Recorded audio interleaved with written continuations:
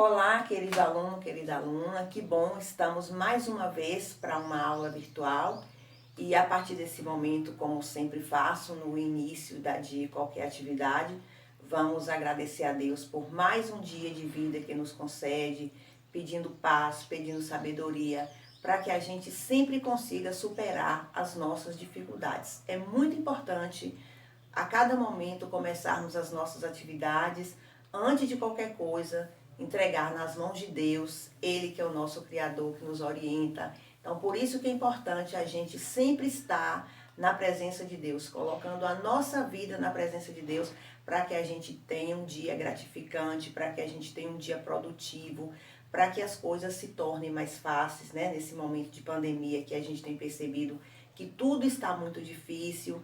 Então vamos pedir a Deus essa proteção, vamos pedir a Deus essa força, sabedoria, para que a gente possa estar vencendo essas dificuldades encontradas no nosso dia a dia. E a nossa aula de hoje, nós vamos conhecer um pouquinho sobre figuras de linguagem. Essa atividade que eu vou explicar para vocês já está no sistema, vocês podem acessar. E a explicação que vai ser feita aqui é justamente para fazer com que vocês compreendam melhor o conteúdo. É o conteúdo que está no livro. Alguns já viram também essa atividade o ano passado. Esse ano o livro traz como uma revisão, mas é bom a gente relembrar para que aprenda cada vez mais. Então, quando nós falamos em figuras de linguagem, nós estamos falando de recursos que são utilizados. E esses recursos são palavras que vão dar expressividade a uma força maior naquilo que nós estamos querendo dizer. Nós não encontramos, talvez, o sentido exato daquele momento de uma determinada palavra e nós queremos buscar uma que exerça mais força. Então, o objetivo da figura de linguagem é justamente esse, é dar expressividade, dar uma força maior naquilo que nós estamos querendo falar ou escrever. Aí nós vamos observar aqui cada exemplo para que vocês possam compreender melhor. A primeira figura nós vamos encontrar personificação ou prosopopeia. Tanto faz você dizer personificação como você dizer prosopopeia. As duas estão corretas. Qual é a característica dela? A personificação é quando nós vamos atribuir características do ser humano a um ser que não tem vida. Nesse exemplo é muito claro, o mar dorme tranquilo. Vocês observaram aqui também que eu coloquei aqui um quadro, né? Apesar da minha letra não ser aquela maravilha, vocês já conhecem a minha letra no quadro, né?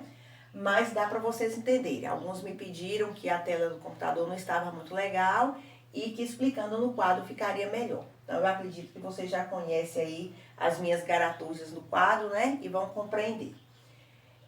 Então, o mar dorme tranquilo. Observe que aqui eu tenho dormir, que é uma característica do ser humano. E tenho aqui o mar, que é um sujeito inanimado, é um sujeito que não tem vida. Então, o mar dorme tranquilo. Observe que tranquilo é uma outra qualidade que eu estou dando. Então, nesse caso aqui, eu vou encontrar uma personificação. O mar dorme tranquilo. Eu estou utilizando dois elementos que são características do ser humano. Dormir é uma característica humana, tranquilo é uma característica humana. Então, mar é um ser que não tem vida. Portanto, eu vou encontrar aqui essas características humanas voltadas a um ser que não tem vida. Eu coloquei um outro exemplo também, vocês vão encontrar no sistema quando vocês fizerem a leitura da atividade. O cafezal dorme tranquilo.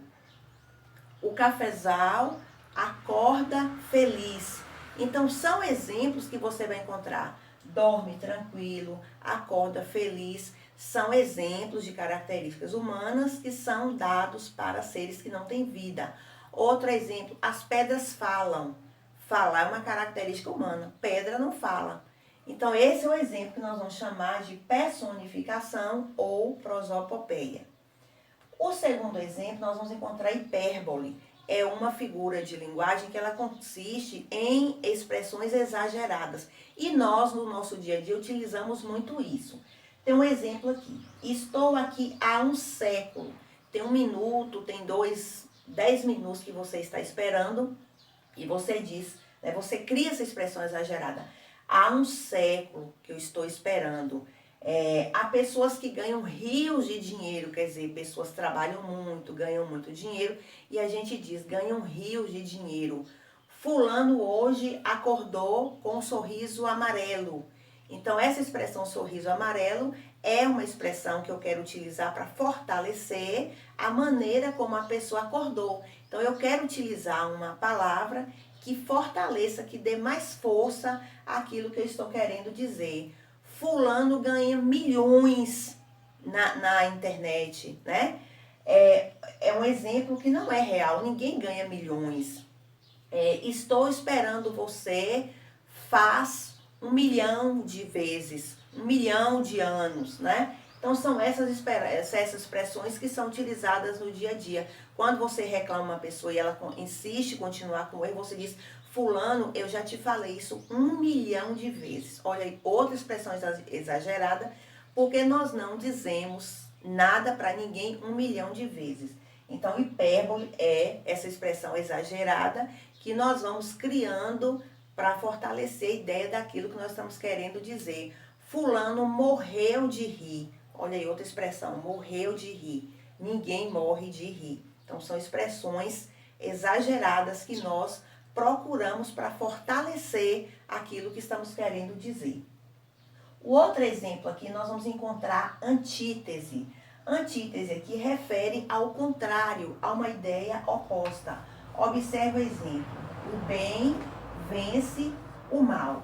Veja que eu tenho aqui o contrário de bem, mal. Então, esses exemplos aqui, bem, mal, alto, baixo, feio, bonito, você encontrando dentro das orações, você vai encontrar um exemplo de antítese, que vai indicar a ideia oposta, que significa o contrário. Então, apesar da palavra parecer um pouco estranha, mas você vai encontrar essa mesma coisa, né? Ideia oposta, contrário. Onomatopeias são sons, ruídos, barulhos. A gente encontra isso muito em história em quadrinhos, né? Os personagens, eles utilizam esses sons para poder se comunicar. Zum, blá, tic-tac, piuí, quando você bate, quando eu faço isso, esse som é uma onomatopeia. Quando você abre a porta, o ruído da porta, a buzina, o ronco do motor do carro. Então, dizemos o sentido denotativo da palavra e o sentido conotativo da palavra. Quando eu emprego o sentido denotativo ou denotação, eu vou utilizar o sentido real. Por exemplo, eu digo assim, minha geladeira quebrou. É um exemplo que você tem lá no sistema para quando você for ler a atividade. Então, minha geladeira quebrou. Esse exemplo é real. Eu estou empregando a palavra quebrou no sentido correto. Estou dizendo que a geladeira teve um problema. Então, esse é um sentido considerado sentido denotativo, empregando o sentido real. Lá você vai encontrar outro exemplo. Minha namorada é uma geladeira. Observe que ele vai comparar aí namorada versus geladeira. O que ele quer dizer dentro do contexto que ele empregou? Minha namorada é uma geladeira. Observe que ele está querendo dizer que a namorada é uma pessoa fria, é uma pessoa insensata, é uma pessoa que não tem sentimento. Então, ele empregou aqui um sentido figurado, quer dizer, ele utilizou uma expressão para fortalecer a ideia daquilo que ele estava querendo dizer. Então, ele utilizou justamente o emprego do tipo de linguagem conotação. Então, todas as vezes que você empregar a linguagem conotativa, você vai empregar uma linguagem com sentido figurado. Você vai utilizar palavras que vão dar expressão de beleza, de realce, naquilo que você está querendo dizer. Esses tipos de linguagem, essas figuras de linguagem que vocês viram anteriormente, nós vamos encontrar muito nos textos, nos poemas, nas músicas, nas poesias. A gente constantemente está lidando com essas figuras de linguagem, com esses tipos de linguagem, que é próprio do contexto que a gente necessita trabalhar. Então, essa é a forma que tem para você conhecer, né, o sentido real da palavra, que é o sentido denotativo, e o sentido figurado, que não é o sentido real da palavra. Então, baseado nessa explicação, eu acredito que dá para você compreender. Se você não compreender, pode assistir o vídeo novamente, pode entrar em contato comigo para que a dúvida seja tirada, certo? E aí, a partir dessa explicação, vocês vão partir para o sistema, vocês vão ler a atividade que eu coloquei e ter uma segunda atividade que vocês vão responder baseado nessa explicação e no que já foi exposto também na página do sistema, ok?